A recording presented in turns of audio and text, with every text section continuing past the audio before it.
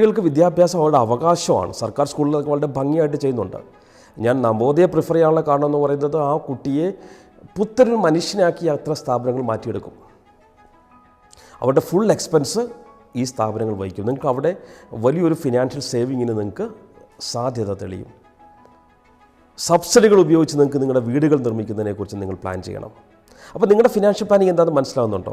ഇപ്പോഴത്തെ നിലവാരത്തിൽ നിന്നും ഒരിക്കലും താഴോട്ട് പോവാതെ ജീവിതത്തിൻ്റെ നിലവാരത്തെ ഉയർത്താൻ ഗവൺമെൻറ്റുകൾ തരുന്ന ആനുകൂല്യങ്ങളെക്കുറിച്ച് നിങ്ങൾ പ്ലാൻ ചെയ്യുകയും അത് മേടിച്ചെടുക്കാൻ ആവശ്യമായ കാര്യങ്ങൾ ചെയ്യുകയാണ് നിങ്ങളെ സംബന്ധിച്ച് ഇപ്പോൾ തൽക്കാലത്തേക്കുള്ള ഫിനാൻഷ്യൽ പ്ലാനിങ്. അവിടെ നിങ്ങൾക്ക് ഒരു 60 രൂപ മിച്ചം വെക്കാൻ സാധിച്ചാൽ, ഒരു 65 രൂപ ഒരു ദിവസം മിച്ചം വെക്കാൻ സാധിച്ചാൽ എന്ത് ചെയ്യാൻ പറ്റുമെന്നുള്ളത് ഞാൻ ഇനി വരുന്ന ഒരു എപ്പിസോഡിൽ നിങ്ങൾക്ക് സംസാരിക്കാം. നമുക്കതിനെക്കുറിച്ച് അവെയർ ആവാം. ഇനി ഇടത്തരക്കാരനുണ്ട്. ഇടത്തരക്കാരൻ മീൻസ് ഇടത്തരത്തിലും താഴെയുള്ള ആൾക്കാരുണ്ടാവും.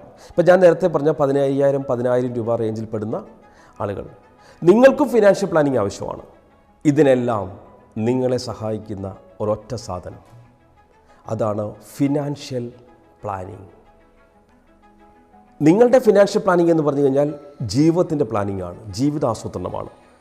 ഉദാഹരണത്തിന് കൂലിപ്പണി എന്ന് പറയുമ്പോൾ ഒരു മൈക്കാട് പണിക്ക് പോകുന്നവർ അല്ല അങ്ങനെയുള്ളവരൊക്കെ ഉണ്ടെങ്കിൽ അവർക്കൊരു 800, 900, 1000, 1200 രൂപ വരെയൊക്കെ ഇന്ന് കൂലിയുണ്ട്. പെയിൻറ്റിങ് പണിക്കൊക്കെ കൂലിയുണ്ട്.